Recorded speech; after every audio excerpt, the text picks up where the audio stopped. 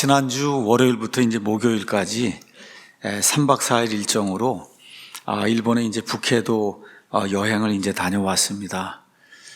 3년 만에 처음 이제 해외 여행을 이제 저와 제 처가 이제 가게 됐어요. 제 처가 이제 나이가 들면서 지난해에는 노을을 그렇게 이제 많이 봐야 된다 그래서 제가 한 30번 데리고 다녔습니다. 여기저기 노을 찾아서. 노을을 찾아서 여기저기 노을 지는데 요 근처죠, 뭐 다. 이렇게 이제 다녔어요. 근데 또 이번 겨울이 되니까 눈이 엄청 보고 싶다고 또 이렇게 이제 이야기를 해서 눈이 보고 싶다고 하는데 이제 한국에는 눈이 안 오니까 저와 제 아내가 한 40년 전에 결혼을 해서 캐나다의 저 북동쪽 뉴 브런스윅주라고 하는데 거길 갔는데 거기는 겨울에 눈이 한 1m씩 이렇게 와요. 이렇게 이런 데를 이제 기억이 나는지 이렇게 눈이 보고 싶다. 코로나 핑계 때문에 뭐 다니지도 못하고 또 하여튼 뭐 다니려고 그러면 일들이 이제 산더미처럼 쌓여 있어서 차일피일 미루다가 그냥 갑자기 예약을 하고 이제 다녀왔습니다. 인천공항 제1청사도 아마 3년 만에 가지 않았나 이런 생각이 들어요. 가서 이것저것 보고 화장실을 제가 가장 유심히 보는 데가 이제 화장실입니다. 문명 국가냐 선진국이냐 아니냐는 화장실하고 묘지 이 두 가지를 보면 이제 알 수가 있어요. 묘지하고 화장실. 그래서 화장실을 이제 유심히 보고 그동안 3년 동안에 그냥 영어로 레노베이션 그냥 다 보수공사 이런 거 해갖고 정말 전 세계에서 최고 공항이라는 그런 말이 빈말이 아니다. 이 그림 한번 보시죠. 이게 얼마 전에 나온 거 인천공항 세계 최초 5성급 공항으로 등급을 했다. 고객 만족도가 전 세계 모든 공항 중에 1등이라는 거예요. 1등. 가서 보니까 이런 말이 나오겠구나. 휴대폰 뭐 이렇게 캐리온 하는 이런 백들 검사하는 거, 출국 심사하는 거, 입국 심사하는 거 말 그대로 세상 어디 가도 이렇게 빨리 이렇게 처리해 주는 데가 없거든요. 공항에 가면 얼마나 그게 힘듭니까? 야, 정말 최고 수준이라는 이런 말이 빈말이 아니었구나. 3시간 반 이제 비행기를 타고 그리고 이제 삿포로에 이제 도착을 했습니다. 3박 4일 동안 이제 여기저기 이렇게 다니면서 느낀 게 생활 수준 면에서 대한민국이 일본을 앞질렀구나. 이런 거를 눈으로 이제 직접 볼 수가 있었어요. 근데 실제로 2022년 12월 16일, 그러니까 한 달 정도 된 거예요. 그 통계를 가서 보니까 국민 1인당 GNP는 1인당 총 생산액을 이야기하는데 이게 이제 일본을 앞선다. 근데 앞서는데 어느 정도 앞서냐? 영원토록 앞선다는 거예요. 영원토록 앞서는 거예요. 자, 일본 경제연구센터 우리가 발표한 게 아니고 연구센터가 2035년까지 아시아에 있는 그런 그 나라들 경제 예측을 이제 했습니다. 자, 그래서 뭐라고 이제 발표했냐? 일본의 1인당 GNP가 올해는 대만에, 그러니까 2023년에는 대만에 추격을 당하고, 그 다음에 내년 2024년에는 한국에 추격을 당해서 역전당한다. 이 그래프를 한번 보도록 하겠습니다. 여기 가서 보면 맨 위에 있는 저 파란색이 일본의 GNP예요. 일본은 10년, 15년 전부터 거의 3만 불 하다가 한때 4만 9천 불까지 이제 갔다가 그랬다가 이제 2035년까지 쭉 그냥 거북이 걸음 해갖고 4만 8천 불 이렇게 유지가 되는 그런 그림이에요. 근데 우리 이제 대한민국은 저 중간에 이제 끼어 있고, 그 다음에 이제 대만이 이제 노란색으로 이제 끼어 있는 게 저기 있는 게 대한민국이고, 그 다음에 이제 노란색으로 돼 있는 게 이제 대만입니다. 대만이 올해 이제 일본을 추격을 하고, 그 다음에 대한민국은 내년에 이제 대만과 그 다음에 일본을 추격을 해서, 그래서 여기 통계 이제 볼 것 같으면은 2025년에 우리가 이제 4만 달러, 2029년에 5만 달러, 2035년에 6만 달러를 이제 우리가 이제 기록을 이제 갱신하고 계속 경신하면서 그렇게 이제 돌파할 걸로 이제 예측이 됐다. 그래서 아시아에 수많은 그런 국가들이 있는데 싱가포르는 조그만 도시 국가잖아요. 이거 제외하고 그다음에 중동의 산유국들 이건 뭐 기름이 펑펑 나니까 자연히 부자겠죠. 이런 데를 제외하고는 아시아에서 대한민국이 일본을 앞서고 최고의 그런 그 GNP를 기록하는 그런 국가가 된다. 이거 일본에서 발표한 거예요. 일본이 지금 실정이 이렇다고 이렇게 이제 발표를 한 겁니다. 제가 과거에 연구를 이제 진행하면서 그래서 일본에 이제 20년 전쯤에 몇 차례 이제 갔습니다. 그때 가보니까 물가도 굉장히 비싸고 그 당시에 기준으로 보면 화장실도 우리나라하고 비교하면 훨씬 깨끗하고 하여튼 여러 면에서 우리보다 훨씬 낫구나 이런 인상을 지울 수가 없어서 한 20년 전쯤에는 그게 사실이었습니다. 근데 20년 뒤에 다시 일본 방문했는데 물론 거대한 그런 도시를 방문한 건 아니지만 하여튼 전체적으로 거기는 물건이니 뭐 이렇게 자동차니 사람들 사는 거니 이런 것들이 이제 보게 되잖아요. 삿포로만 해도 인구가 200만이에요. 그러니까 이런 것들도 이렇게 쭉 보면서 정말 대한민국이 많이 발전했구나, 정말 잘 사는 나라가 됐구나 하는 거를 눈으로 이제 볼 수 있었습니다.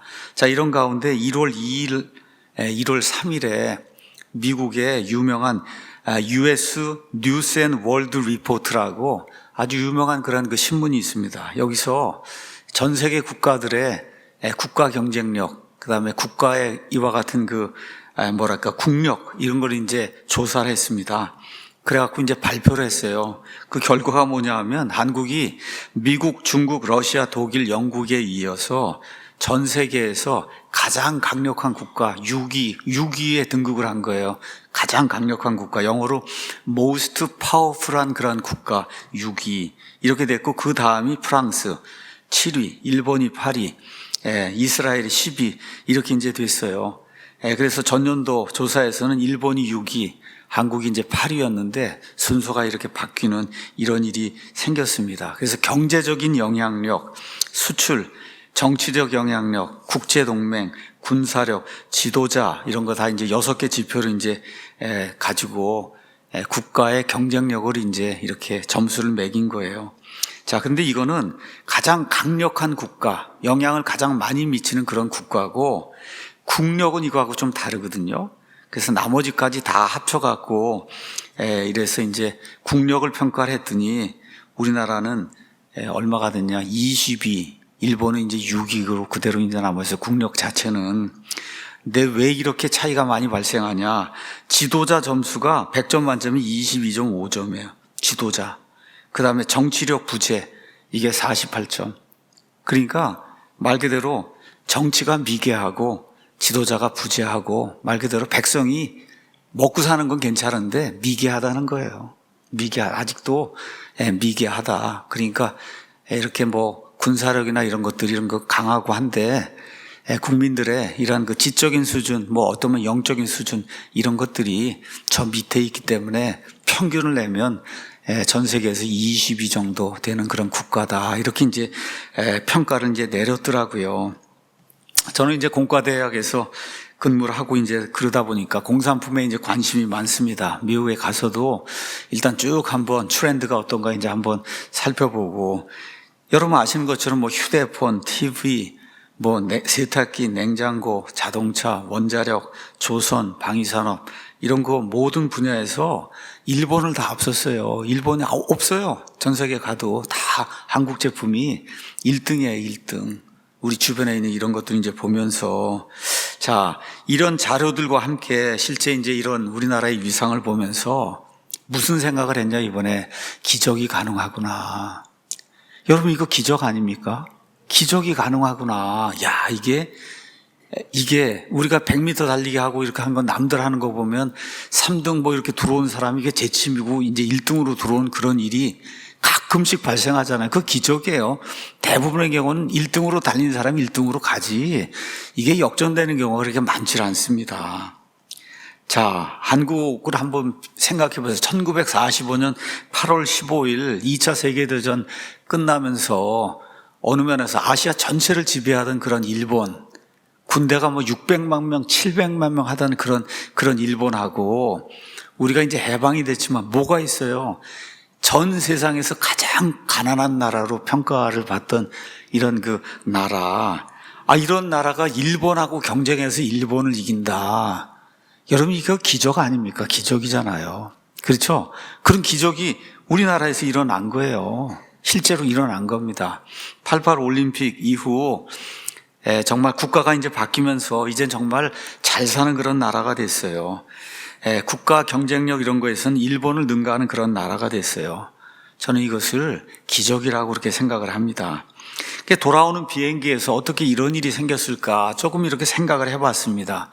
거기 이제 다니는 동안에 가이드가 그 지역에 이제 이야기를 하더라고요. 이야기 들어보니까 우리가 이제 북해도 일본에서 이제 홋카이도 이제 이렇게 이제 부르는데 원래 그 땅이 일본 땅이 아니었더라고요. 저는 그게 다 일본 땅이었는 줄 알았는데 처음부터 그게 일본 땅이 아니라 원래 아이누족이라고 하는 그런 원주민들이 살던 그런 지역인데 러시아가 계속해서 이제 남하 정책을 펴고 이렇게 하니까 미국의 이제 지원을 받아서 이래서 이제 결국 일본이 이 땅을 무력으로 이제 접수를 한 겁니다. 이렇게 해서 1869년 이후부터 아마 일본에 편입이 돼갖고 홋카이도라고 하는 그런 그 섬으로 이제 불리게 된 것 같아요. 자, 그러니까 1850년대 그때 아시아에 말 그대로 제국주의 물결이 이제 흘러 들어오기 시작했습니다. 영국, 미국, 독일, 러시아 등 세계 열강이 아직 미개척 상태에 남아있던 이 아시아, 이 중국이 그렇게 땅이 큰데 그 영국 조그만 나라에 꼼짝 못하고 손들잖아요. 그렇죠? 이런 그 제국주의 이제 물결이 이제 들어오면서 아시아의 여러 국가들을 식민지로 이제 삼아서 많은 부를 이제 빼앗아 가는 그러한 좋지 않은 일이 역사 속에서 이제 있었습니다. 이게 사실이에요.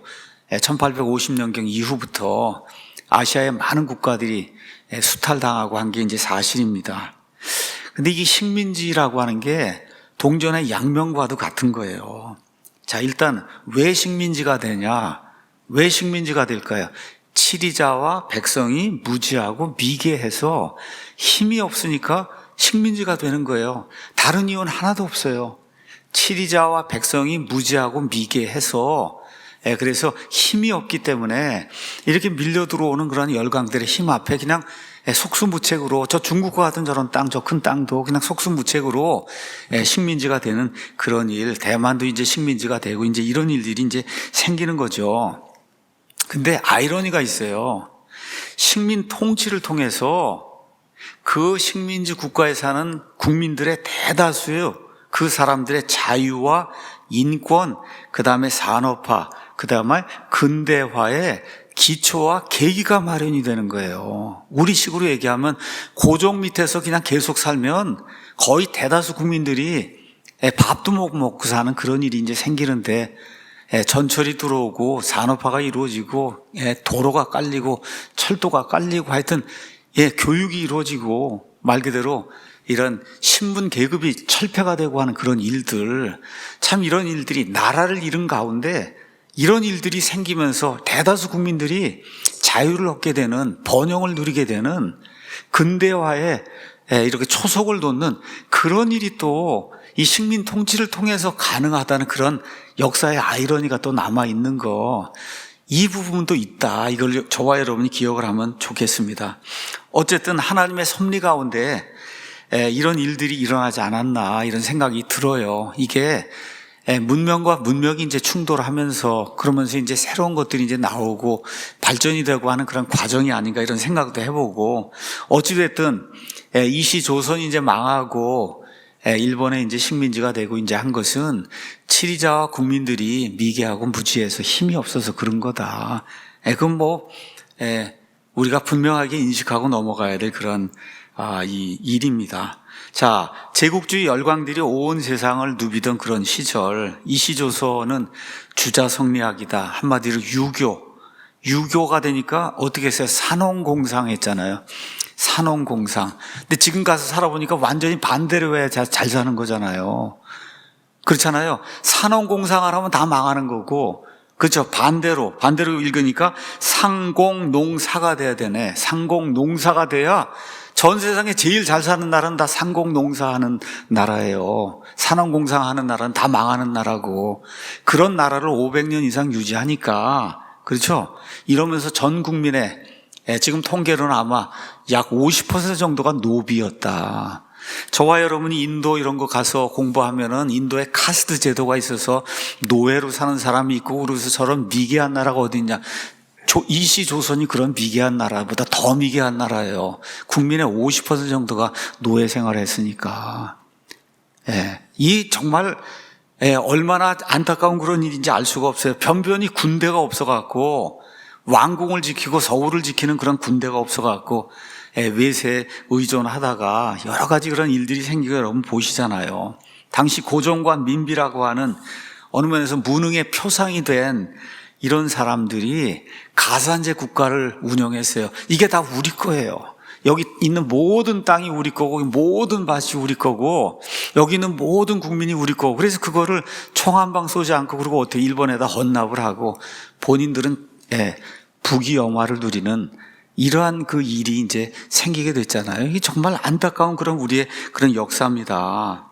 몇몇 신하들을 보내서 세상을 좀 보고 와라, 이렇게 해서 민영익 같은 이런 사람들, 여러분 잘 알고 있는 이완용 이런 사람들, 여러분 1880년대 이럴 때 미국을 다 다녀오고 뭐 영국을 다녀오고 다 그랬어요. 엄청난 일이 발생했던 거예요. 근데 가서 제대로 보고해도 왕이 듣지 않고, 민영익 같은 이런 사람은 제대로 보고하지도 않고, 이제 이렇게 이제 되니까 왕도 무능하고 신하들도 무능하고 백성은 미개하고, 말 그대로 정말 아무것도 할 수 없는 이 제국 열강들이 들어와서 영토를 빼앗으려고 해도 아무것도 할 수 없는 이런 풍전등화 같은 그런 그 나라가, 그게 이제 이시조선 끝 무렵에 조선이었다. 그래서 TV 드라마나 영화가 보여주는 조선은 한마디로 판타지입니다, 여러분. 판타지예요. 이렇게 잘 사는 나라를 외국이 다 지금 점령해갖고 이렇게 우리를 괴롭게 했다, 이런 어떤 프레임을 씌우기 위해서. 그래서 이 조선이 그냥 엄청 좋은 그런 나라에 여러분 뭐 비단을 다 입고 나오고 뭐 이러고 있잖아요. 그거 왕이나 몇 명 빼고는 온 세상 모든 이 국민들이 누려보지 못하는 거예요. 그래서 TV, 영화 등에 나오는 그런 조선은 완전히 판타지라는 걸 저와 여러분이 분명히 기억을 해야 돼. 그게 역사입니다. 그래서 결코 조선은 TV나 뭐 드라마나 영화에 나오는 그러한 판타지의 그런 국가가 아니다. 말 그대로 우리가 이제 인민이라고 얘기해도 이 인민이 말 그대로 그냥 인민의 피땀, 그걸 우리가 고혈이라고 얘기하잖아요.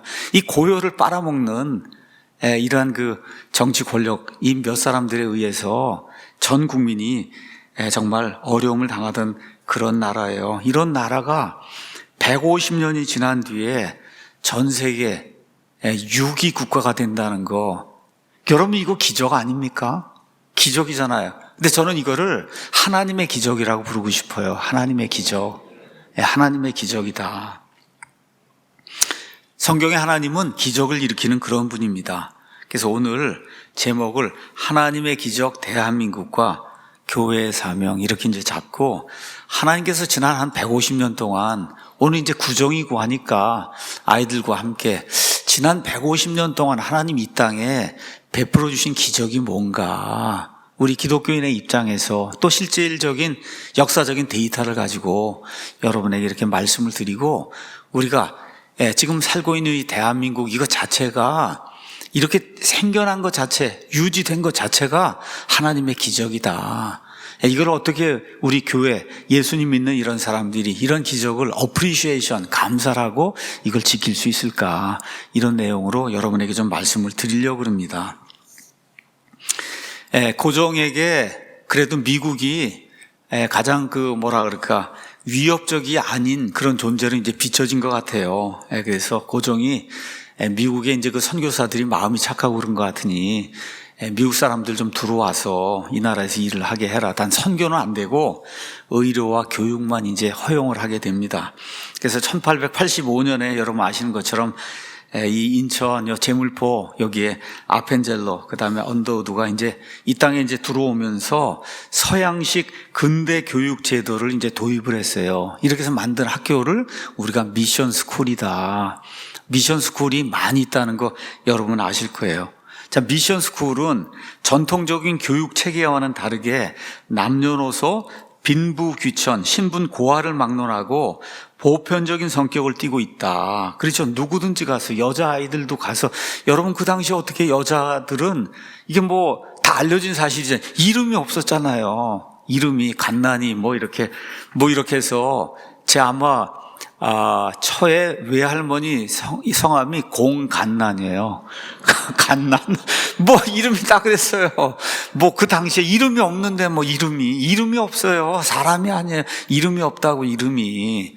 근데 이게 서양 선교사들이 들어와갖고 학교를 열고 남녀노소에 무슨 차이가 있냐. 여자아이들 다 와서 공부를 해야 된다. 정말 말 그대로 교육의 대혁명이 일어난 겁니다. 이 선교사들이 들어와서 이 땅에. 자, 2명의 선교사만 우리가 좀 보도록 하겠어요. 아펜젤러, 여기 그림이 있는데 아펜젤러는 조선에 빛이 된 선교사다. 1858년에 태어나서 1902년에 죽었는데 44살에 이제 죽었습니다. 가서 보니까 미국에 이제 한 명은 이제 감리교 선교사고 다음에 나오는 이 언더우드는 이제 장로교 선교사님이에요. 이분은 이제 감리교 뉴저지 주에 가면은 드루 신학교라는 데가 있습니다. 여기 이제 졸업을 하고 지금부터 한 100년, 150년 전에 미국은 근본주의 물결이 세상을 덮고 있어요. 성경을 있는 그대로 믿고 바이블 빌리빙 해야 되고 이렇게 돼 있었어요. 그래서 장로교, 감리교 이런 이 침례교 이런 거에 침례를 주느냐 이런 몇 가지를 제외하고 교회 치리에 뭐 장로가 있냐 없냐 뭐 이런 걸 제외하고는 거의 모두가 다 근본적인 이와 같은 그 믿음을 지키던 그런 시대예요. 자, 그래서 이제 이 신학교 졸업하고 1884년에 미국 감리교 선교위원회로부터 한국 선교사로 이제 임명을 받았습니다. 그리고 이듬해 1885년 2월 3일에 샌프란시스코에서 이제 배를 타고 출발해서 샌프란시스코에서 여기까지 오는데 2달 걸린 거예요. 2달. 2달 걸려갖고 1885년 4월 5일 그날이 마침 부활주일이었어요. 부활주일. 참 묘하게도 미국 장로교 선교사 언더우드와 함께 제물포에 이제 도착을 했습니다. 참 하나님의 은혜죠. 부활주일에. 그때 나이가 27살이에요. 27살. 여러분, 우리 주변에 27살짜리 한번 이렇게 보세요. 어떨까? 자, 그런데 이 아펜젤러가 제물포에 입항한 지 며칠 지나지 않아서 미국 그 선교부에다가 이런 보고서를 이제 보냈습니다. 우린 부활주일 아침에 이곳에 왔습니다.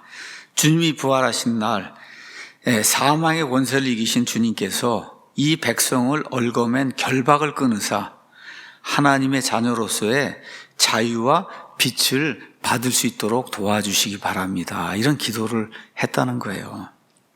근데 이제 아펜젤러는 조선에 이제 온 지 17년 되는 해 1902년 6월에 목포에서 열리는 성경번역위원회에 참석하기 위해 배를 타고 가다가 군산 앞바다에서 예기치 않은 여기 서해안 요 앞바다에서 선박 충돌 사고로 이제 순교했습니다. 44살에 일찍 이제 하나님께로 이제 돌아가게 됐어요. 17년 동안 이 땅에서 많은 사역을 했는데 그중 가장 두드러진 것은 척박한 교육의 땅인 이 조선에 교회와 함께 학교를 이제 설립한 것입니다.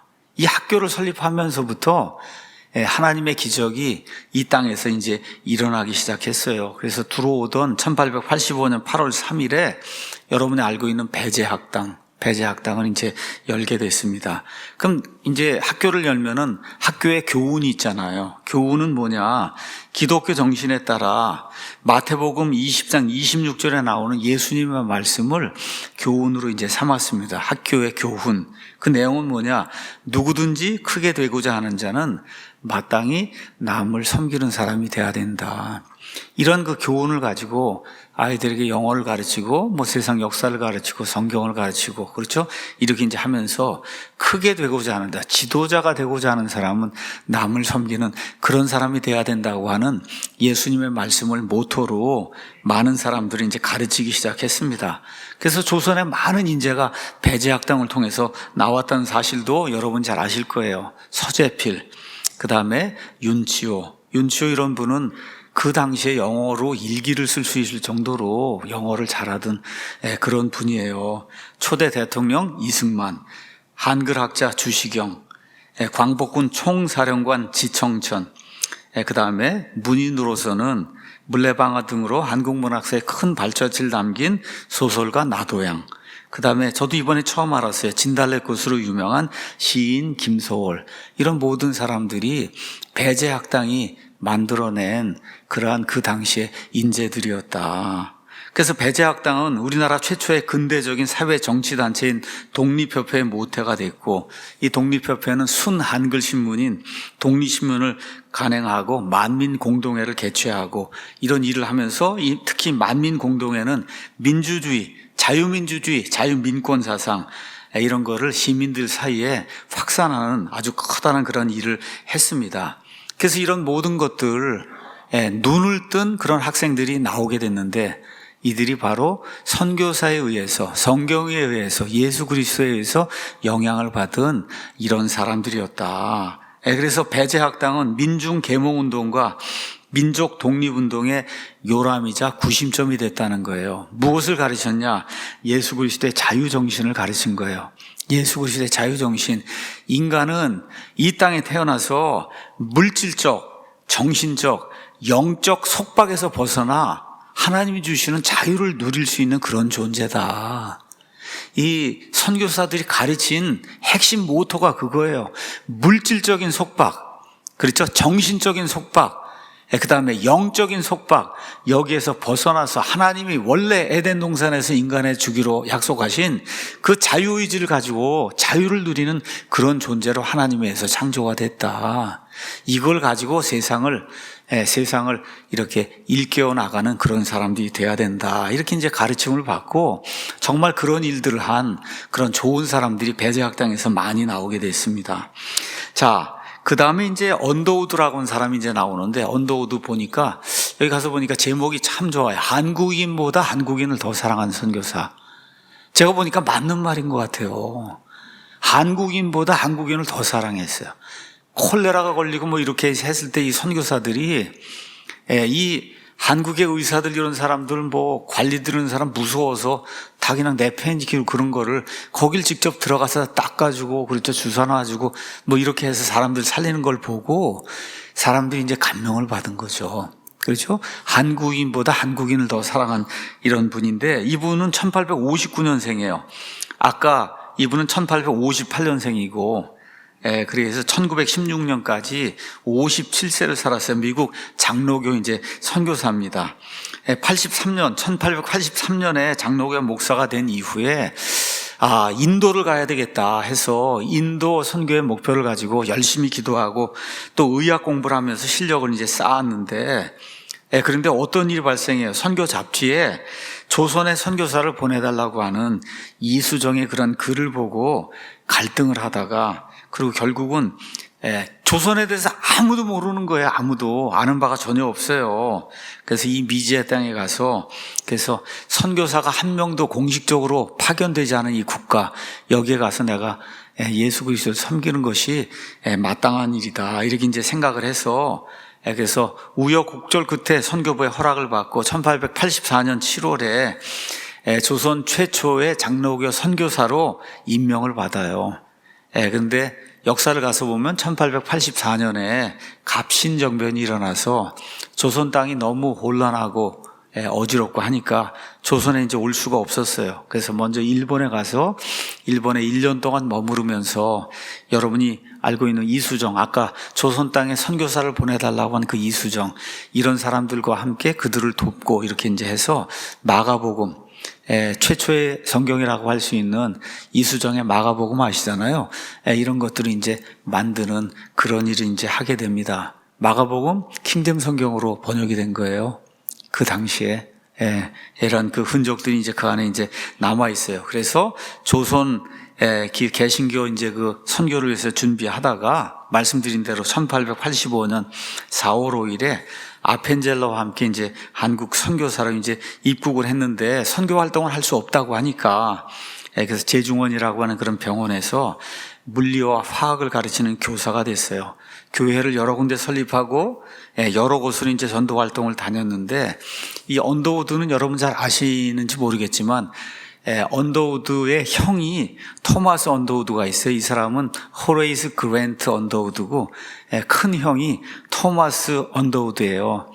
여러분 오늘 네이버나 이런 데 가서 언더우드 타자기를 쳐보시면 이 토마스 언더우드가 언더우드 타자기라고 하는 당시에 아주 유명한 그 타자기를 만든 그런 분이에요. 그 당시에 200만 대 이상을 팔았다고 하니까 여러분 착착착 소리 나는 그 타자기 있잖아요. 그래서 그 타자기를 만드는 엄청난 사업가예요.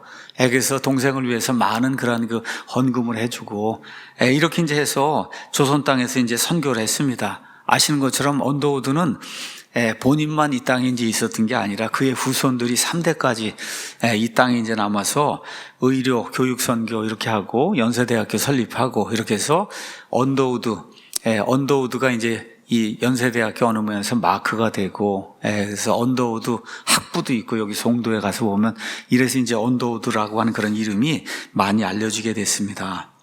자, 하나님이 우리 대한민국이 한반도 이 땅에 주신 복이 뭐냐? 그 당시에 선교사들이 굉장히 많았어요.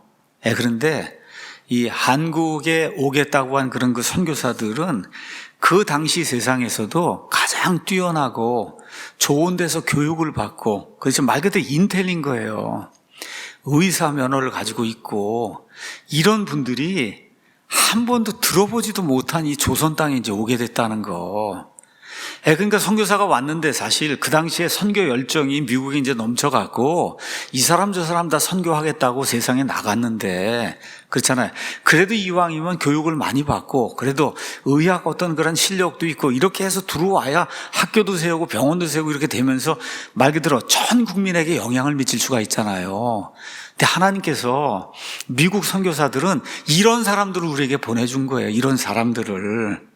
그래서 무지한 백성들 계몽해서 그래서 영혼의 자유가 무엇인가를 알 수 있도록 그렇게 하나님께서 우리에게 복을 베풀어 주셨다.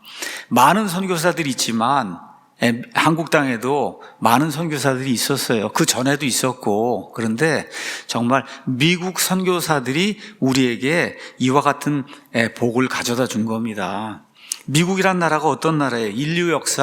인류 역사에서 최초로 양심의 자유를 기록을 해놨잖아요. 헌법에. 그렇죠. 또 뭘 했어요? 정교 분리를 기록을 해놨잖아요. 국가가 국가 종교를 개인에게 강요하면 안 된다. 그래서 저와 여러분이 지금 누리고 있는 모든 기본적인 그런 모든 자유, 그 자유가 명시가 돼 있는 그런 헌법을 인류 역사 최초로 만든 그런 국가가 그게 미국이잖아요. 그렇죠? 그런 그 미국에 있는 이런 젊은이들, 자유정신이 투철하고 영혼의 자유를 이렇게 추구하고, 그 다음에 예수 그리스도의 박애정신, 이런 것들을 미지의 이런 국가에 가서 알려야 되겠다는 이러한 젊은이들을 하나님께서 이 땅에 이제 보내주시게 된 겁니다. 사실 그 당시 미국은 어떠한 정신으로 설립이 됐냐? 그 당시에는 뭐 힌두교니 불교니 이런 거 가진 사람, 뉴에이지 이런 사람 미국 땅에 없었어요. 거의 대부분이 청교도 아니면 침례교 뭐 이런 사람들이 이 땅에 들어와서 그 사람들이 뭐 천주교인이든 장로교인이든 뭐든 상관없이 한 가지 가지고 있는 확신이 있었어요. 이 나라의 시민이 되기 위해서는 설계자가 있다고 하는 그 정도는 알고 살아야 된다. 하나님의 섭리, 어떤 창조자, 절대자의 섭리에 의해서 세상 역사가 이렇게 진행이 되고 있고 인간이 그분에게 복종할 줄 알아야 된다. 이게 시민이 되는, 미국 시민이 되는 그런 아주 기본적인 소양이다. 벤자민 프랭클린 같은 사람은 예수님 믿지 않은 사람이었음에도 불구하고 그러한 사상을 가지고 있어요. 조지 워싱턴도 마찬가지고. 그러니까 그런 사람들이 만들어 놓은 그러한 어느 면에서 준 기독교 국가라고 하는 이러한 그 미국, 거기에 최고 고등교육 기관에서 공부한 인재들이 그것도 자원해서 한 번도 들어보지도 못하고 정말 만나보지도 못했던 그런 그 조선 사람들 여기 와서 목숨을 버리면서 선교 활동을 펼쳤다는 거, 여기 하나님의 큰 복이 있다고 저는 그렇게 이제 생각을 해요. 이들에 의해서 최초로 이 땅에 근대화가 된 지식인들이 배출이 된 거예요. 그 중에 대표적인 인물이 우리나라 초대 대통령 이승만입니다. 그렇죠? 그래서 제가 이걸 공부하면서 한번 시간을 내서 양화진에 다녀와야 되겠다. 우리 교인들과 함께 날짜로 정해서 아침에 한번 양화진에 가면 우리나라 와서 순교하고 뭐 이렇게 했던 그런 모든 선교사들 그 묘지가 있는데 단순히 묘지가 아니라 그 안에 여러 가지 이런 그 글들도 있고 이제 하니까 한번 보는 것이 좋겠다 이런 생각이 들었는데, 제가 이 책을 여러분에게 이제 소개를 하고 다음 주부터 해서 좀 가져다가 교회에서 좀 판매를 하려고 그래요. 이 책은 이름 없이 빛도 없이 미국 선교사들이 이 땅에 남긴 것, 이런 제목인데 누가 지었는지 아세요? 누가? 공병호 박사가 지은 거예요. 공병호 박사가. 이 책이 두께가 450페이지예요. 450페이지.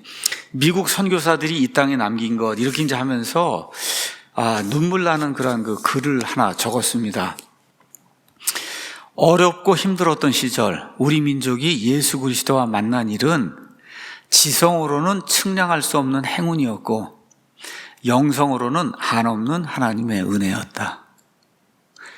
이렇게 하면서 1850년경에 그 한반도 이시조선 그 시대에 이 땅이 어떠했는가, 이 땅의 민중들이 어떠했는가, 그리고 선교사들이 와서 어떤 일들을 했는가, 이렇게 해서 약 한 40-50명 정도의 이런 그 선교사들의 그 일생을 이렇게 기록해 놓고 맨 마지막에 21세기에 사는 우리가 이 선교사들을 통해서 무엇을 배울 수 있을까?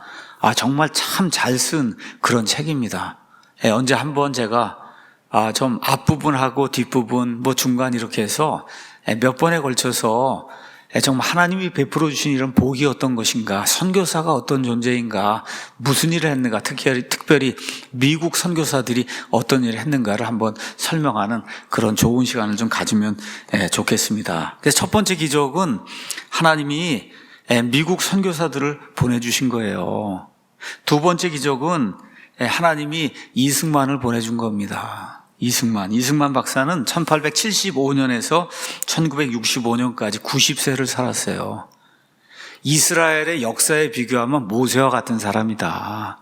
대다수 사람들이 50, 60 살기가 어려웠는데 90을 살았잖아요. 90. 그렇죠? 90을 살았어요. 아시는 대로 한성 감옥에서 회심하고 예수 그리스도를 자기 개인의 구원자로 영접했어요. 많은 사람들이 이승만 박사 이야기를 하는데 아쉬운 게 있어요. 뭐가 아쉬우냐? 왜 이승만이 이런 일을 했냐? 그리스도인이 되었기 때문에 일을 했다는 거. 이거를 놓치면은 그러면 안 되는 거예요. 한성 감옥에서 예수 그리스도를 개인의 구원자로 영접하고 죽을 때까지 예수님을 구원자와 주님으로 모시고 살며 예수 그리스도의 가치를 드러내는 일을 하는 게 그게 이승만의 전 삶이다. 이거를 저와 여러분이 놓치면 안 되는 거죠. 미국 선교사들에서 교육도 받고 미국에 가서 생활도 하고 가장 크게 느낀 것이 뭐예요? 인간에게 가장 중요한 거는 자유와 영혼의 자유. 자유, 그 다음에 영혼의 자유. 그렇기 때문에 이승만의 자유는 그냥 그리스도 밖에 있는 그런 사람들이 말하는 자유가 아니니까 어느 면에서 기독교인이 아니고 다시 태어난 그런 경험이 없는 사람이 이승만의 자유에 대해서 이야기하는 것은 그 자유의 일부분밖에 모르는 거다. 그저 자유롭게 걸어다니고 그저 뭐 이렇게 얘기하는 그런 자유를 이야기하는데 이승만의 자유는 근본적으로 영적인 자유, 죄의 속박에서, 마귀의 속박에서, 지옥의 속박에서 벗어나는 그 영적인 자유가 가장 큰 자유입니다. 여러분, 그래서 갈라디아서 5장 1절에 이승만 박사의 마지막 유언이잖아요.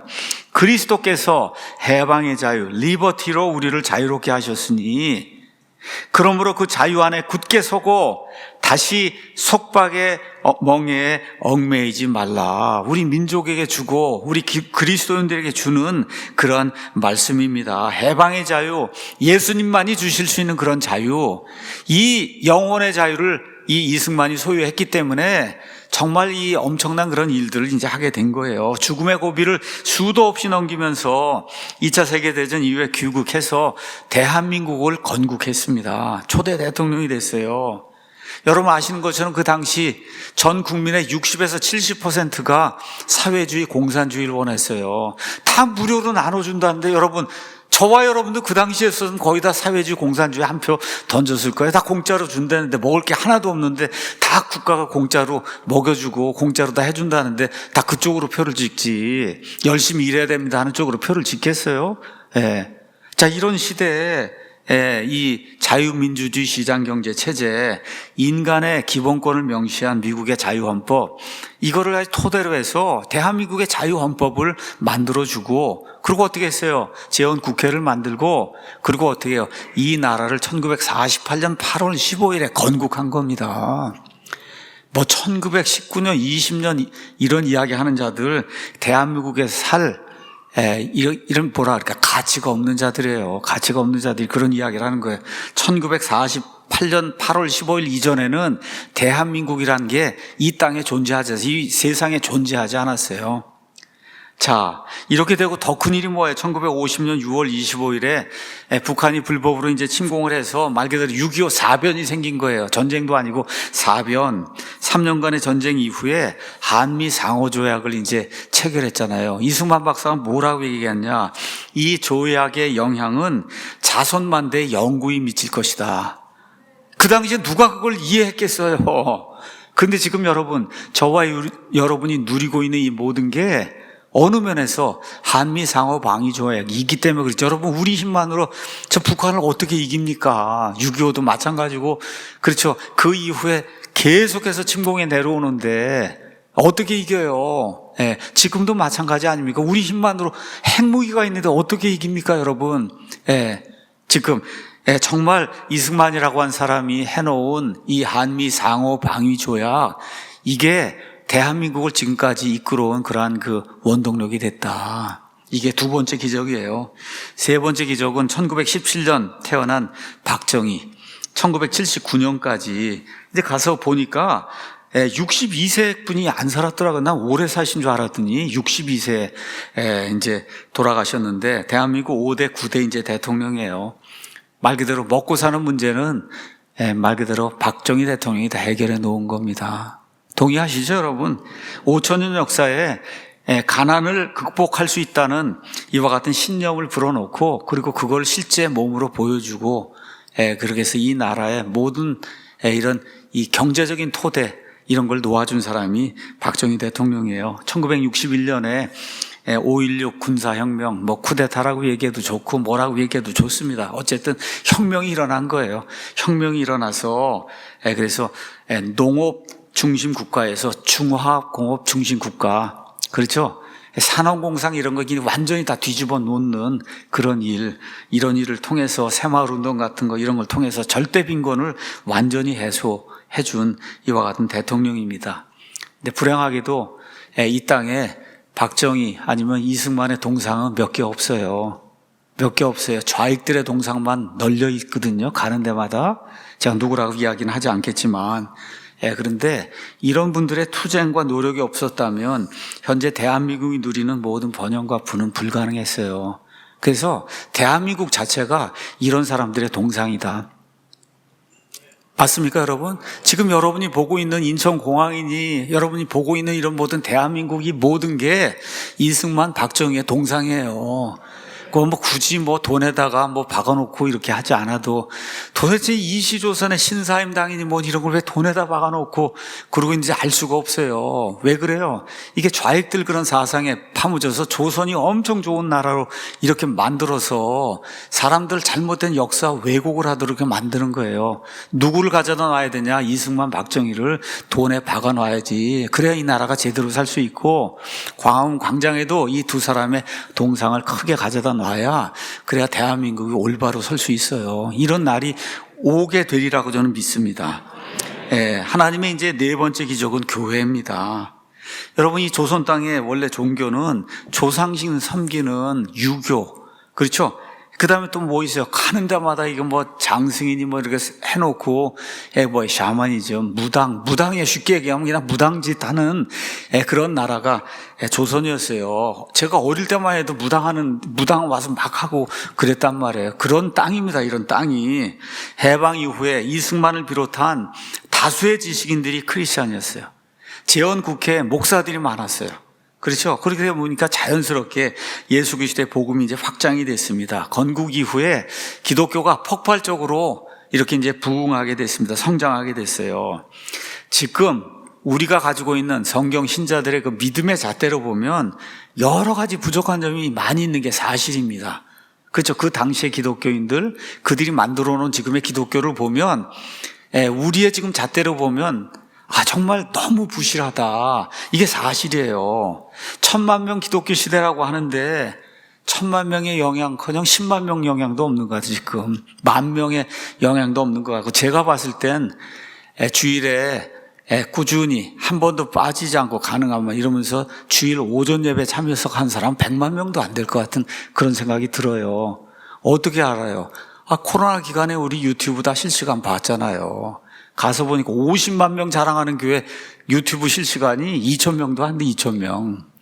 여러분, 그 무슨 얘기예요? 이거 다 거짓말이라는 얘기잖아요. 그러니까 실제로 이런 거 다 찾아서 이렇게 해보면 실제로 특별한 일이 없는 한 주일 오전 예배에 참여해서 하나님께 예배를 드린다. 이런 사람은 지금 100만 명도 안 될 것이다. 저는 그렇게 이제 개인적으로 추측을 해봅니다. 자, 그래서 대한민국의 교회가 폭발적으로 성장을 하고 부흥을 하고 외적으로는 이러면서 우리의 이런 지금의 잣대로 보면 부실한 게 많이 있다. 이게 사실인데, 그럼에도 불구하고 저를 포함해서 여기 앉아있는 모든 분들, 이렇게 부족함이 있는 대한민국 땅에 있는 교회들을 통해서 성경 말씀을 듣고 복음을 듣고, 그리고 결국은 어떻게 됐어요? 성경대로 믿는 신자들이 된 거잖아요. 저도 그랬어요. 저도 태어나면서부터 교회 가서 아무것도 모르고 그냥 교회 아이로 한 20년, 20몇 년을 이제 살다가 나중에 하나님의 은혜를 이런 걸 깨닫게 됐거든요.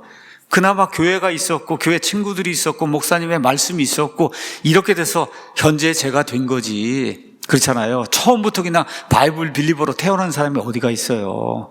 자, 이런 거를 이렇게 생각을 해보면 이런 면에서 우리는 이 땅에 있었던 선배 기독교인들에게 큰 빚을 지고 있다. 맞죠? 그래서 사도 바울과 같이 자기 민족을 살펴보면 사도 바울이 보니까 사도 바울이 바이블 빌리버가 됐잖아요. 그 상태에서 이스라엘 바라보니까 얼마나 힘들어요. 이거 진짜 도대체 왜 이런 종교 생활을 하고 있는가. 이렇게 무지한 민족, 그렇죠. 이런 민족을 바라보면서 사도 바울이 어떻게 했는가 하는 게 우리의 지표가 좀 돼야 될 것 같다. 로마서 가서 보니까 바울이 이렇게 얘기하는 거예요. 예수님 믿고 바이블 빌리버가 됐어요. 이런 가운데 자기 민족을 바라보니까 너무너무 답답한 거예요. 근데 어떤 생각을 하냐? 내가 그리스도 안에서 진실을 말하고 거짓말하지 아니하노라. 내 양심도 성령님 안에서 나에 대해 증언하는데 내게는 마음속에 큰 근심이 있고, 저와 여러분이 우리 이 민족, 특별히 이 교회에 대해서 큰 근심을 가져야 되는 거예요. 이게 이렇게 잘못되어 있구나. 계속해서 슬픔이 있다. 육체에 따른 내 형제들, 내 친족들을 위해서라면 나 자신이 그리스도로부터 저주받기를 바랄 수도 있으리니, 이건 가정법을 사용하는 거고, 그 정도로 내가 이들을 사랑하고 이들이 정말 구원받고 제대로 복음만 했으면 좋겠다. 이런 바울의 이와 같은 간절한 심정을 적어 놓은 겁니다. 10장에도 형제들아 내가 이스라엘 위에 마음의 소원을 두고 하나님께 기도하노니 이것은 그들이 구원을 받게 하려 함이라. 내가 그들에 대해 증언하노니 그들이 하나님에 대한 열심을 가지고 있으나 그것은 지식에 따른 것이 아니다. 우리 주변에 있는 많은 분들 이렇게 보세요. 열심을 낸단 말이에요. 근데 뭐가 없어요? 지식이 없단 말이에요. 지식에 따른 게 아니에요. 거의 대부분이 기복신앙, 샤머니즘, 뒤로 넘어지고 그냥 본인들 좋아하는 거 따라서. 요 근래에 제가 메가노 목사님 이제 소식을 듣고 이렇게 좀 이제 읽습니다. 여러분 아시는 분은 아시겠지만 1월 3일인가 주일에 메가노 목사님이 설교 이제 하고, 그리고 이제 곧바로 병원에 이제 더 이상 설교를 할 수가 없어갖고, 그래서 지금 병원에 들어가서 아마 심장 동맥이 이제 막혀갖고, 그래서 지금 수술받고 지금 회복 중에 있어요. 언제 이제 나오실지 몰라요. 지금 이제 설교를 지금 못하고 있어요. 83세신데, 올해.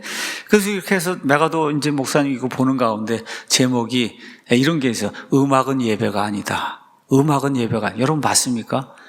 너무나 많은 사람이 지금 착각을 하고 있어요. 그냥 뛰고 뭐 그래서 30분, 40분 이게 예배인 줄 아는데 이거 예배 아닙니다, 여러분. 영과 진리로 예배 드려야 된다고 하는 그 예배 아니에요. 음악은 예배의 일부지 그게 예배가 아니다. 그것도 하나하나 이렇게 설명을 하는데 참 귀하다. 그런 생각을 좀 많이 하게 됐습니다. 그렇거든요. 이게 무지한 거예요. 몰라서 그런 거예요. 성경을 모르고 하나님의 마음을 모르기 때문에 그들이 하나님의 의를 알지 못한 채 자기 자신의 의를 세우려고 힘쓰면서 하나님의 의에 복종하지 아니하였다. 이게 지금 대한민국 교회가 지금 처해 있는 그런 현실이에요.